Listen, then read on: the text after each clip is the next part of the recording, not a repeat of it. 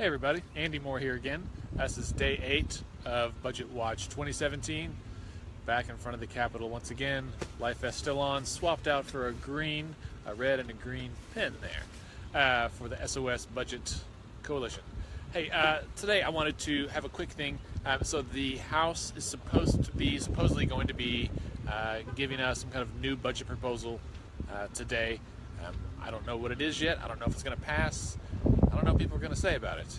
What I do know, what has been said, is that if it does not include an increase in the gross production tax, then it's a non-starter for Democrats.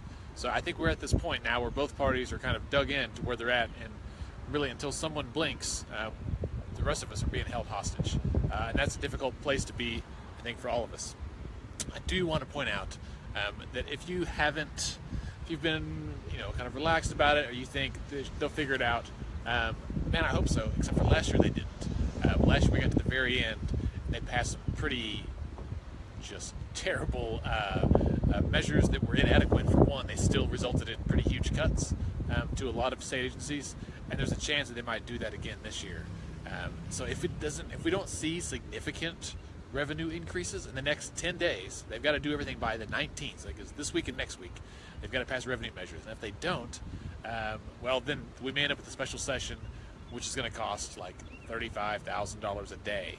That's a teacher's salary every day. We're laying off teachers, and we're going to spend their whole salary on one day at a time to come up with an idea that they've had months to come up with. And if you think that this budget situation is just games, or if you think that doesn't affect you because historically you haven't been affected by this kind of stuff, friends, I'm sorry to tell you, but this year is dire. It will affect you. It's not just mean and offensive, it will affect you. Teachers losing their jobs anywhere in the state, a lack of funding for education trickles down through every part of our economy. Teachers leave, that means families leave. That means less tax money for future. It also means that businesses aren't going to come here. There have been a number of businesses that have told the governor directly, we will not relocate to your state, we're not going to open a plant because you've got terrible education. You guys know we make national news for this stuff all the time. We make national news for how bad our state is and stuff. That's horrific to me. Where's the vision? Where's the plan for the future?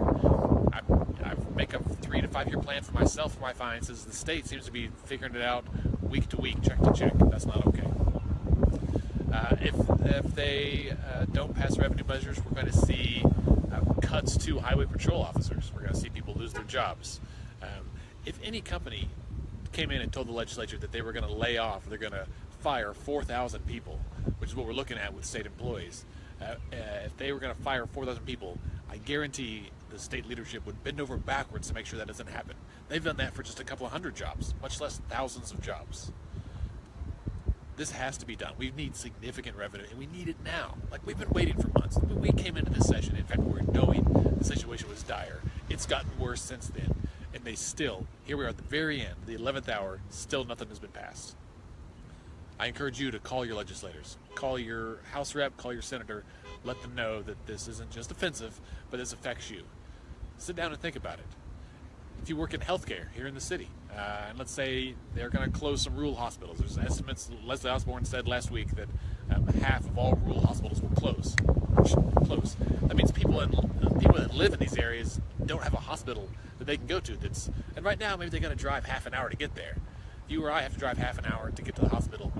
I'm fortunate that where I stand at the Capitol right now, there are 2 hospitals that are super well known. Level 1 trauma center that's not 5 minutes down the road. The other one's 6 minutes away. Mercy, Integris, Deaconess, all these hospitals are nearby. If you live in rural Oklahoma, that's not the case. And if your one hospital closes, you've got to drive 2 hours to the hospital. If you're in labor, you got to drive 2 hours. Any woman out there who's ever had a baby, I want to hear what it's like for you the moment you think you're about to go in labor. And do you want to get in the car and drive for 2 hours to get there before you have a hospital to deliver in? No, you don't. If those hospitals close, not only do people lose care in those areas, they have to get care somewhere else. That means more people come in here to the city for these hospitals that are not equipped. We already are growing and expanding at a breakneck pace, trying to accommodate the number of patients that we see. If we have more people coming in for more specialties, it's a longer wait list for everybody. This hurts all Oklahomans. Losing teachers, losing state employees, losing not enough DHS workers. I've got friends that work at DHS that worked there for years that have lost their jobs. We have a shortage of caseworkers at DHS to help people with AIDS access medications. They will literally die if they don't get the medications. They have to have a caseworker to help them. And they are short 2 case managers right now. That's half their staff, to be fair. Half their staff got lost last year due to budget cuts. Children that are in abusive homes are being neglected by their parents or their caretakers. If they don't have access, if DHS doesn't have enough caseworkers to go around and help them, then those kids are stuck in those situations. That's not okay either. Anyone who wants to stand there and say it's okay, that it doesn't affect them, go look in the mirror, all right? Like, this is really not okay. It's bad for everybody. It's bad if you're kids, it's bad if you're adults. If you're a senior citizen, you rely on Medicaid. If you're disabled, you rely on Medicaid to access health care. And suddenly they cut provider rates by 50%, and your doctor decides not to see Medicaid patients anymore. What are you going to do? We already are one of the top states for mental illness in the country, and we're like 49th in funding. Commissioner Terry White says this all the time, that if we have to cut provider rates anymore, there's a lot of folks that won't take Medicaid. I'm a licensed professional counselor. I have lots of friends that do this, that have given up on taking Medicaid already because the rates are low. Where are those folks going to go? They can't access resources now. We are turning away people who are the most... That's unconscionable. I don't care who you are. I don't care what party you're affiliated with. Left, right, center, back 40, whatever. That's not okay. Nobody out there wants to turn away people that are in need. So here's the deal. We've got 2 weeks left. Wednesday, this Wednesday, we'll be up here at 9 o'clock in the morning. I'm going to be in this building. I'm probably not going to wear the life jacket because it gets a little toasty. But I'll be walking around up here, and I will, we'll do some advocacy training at 9 o'clock on the 2nd floor. Now, there'll be a bunch of people. I will help you find your representative's office. I will help you pull them off the floor if they'll come. We can talk about this. I'll go with you. We can hold hands. Repeat after me, whatever it takes. We'll go as a big group. We'll go as individuals, we'll go as a big group. We'll do whatever it takes. I see lots of regular folks walking in right now to the Capitol. It's pretty fun. They're looking at me wondering why I'm talking on my phone in my car. Because it's important. That's why. So Wednesday we're going to be up here. This week, stay tuned. Pay attention to our Twitter and our Facebook. We may be up here late at night. There may be nights. These last 2 weeks, as we kind of get towards crunch time, there's going to be nights where these yahoos can't get their act together and have to stay up here at night. And a lot of them like it when we come. Otherwise, they're doing all this under the cover of darkness, and no one's up here paying attention. The media's gone home. The lobbyists are all gone home. You know who hasn't gone home? The legislators and the regular people. All right? We're making that different this year. We've come up once before. It was really cool. We got some good feedback, and I think it's different. It changes the dynamic when you hold them accountable.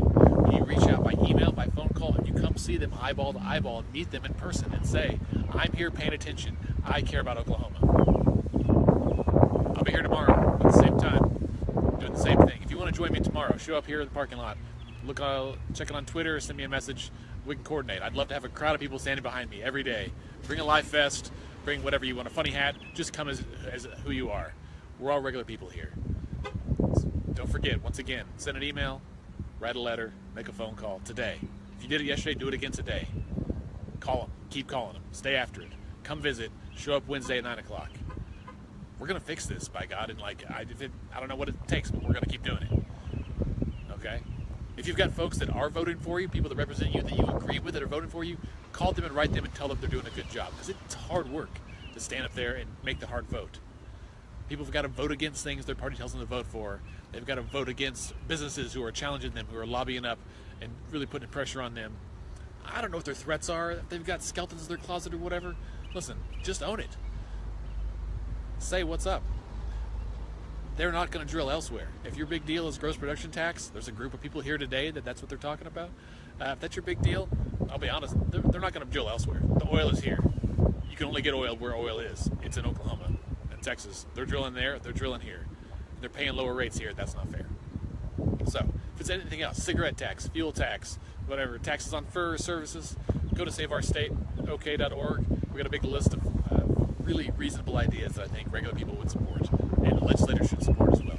All right, well, thanks so much. I'm going to get your burrito and then enjoy the rest of your day. Hope to see you here tomorrow. Hope to see you on Wednesday. Have a good afternoon.